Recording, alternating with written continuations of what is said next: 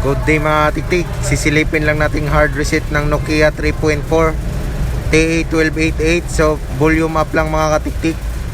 Press power and volume up. Ganyan din, long press power then volume up. Kaso ang problema mga katiktik, wala po siyang, yan nakikita natin, recovery. Bumabalik po siya sa ganyan.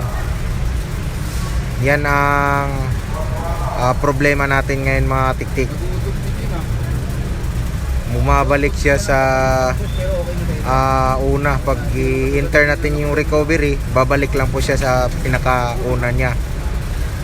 So try natin.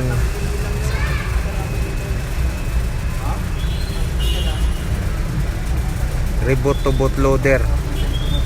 Try natin. So dyan naman po mga katiktik, wala din po siyang recovery. Nakalagay lang po siya start. Kapag pinindot natin restart bootloader tsaka power off lang. So kapag naka-encounter ka din ng ganito mga katiktik, wala siyang recovery, wala kang mababasa doon na wipe factory data reset.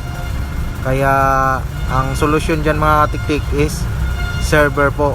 So kung meron kayong na-encounter na ganyan, pwede kayong mag-PM sa Facebook page ko mga katiktik. Maraming salamat sa panunod.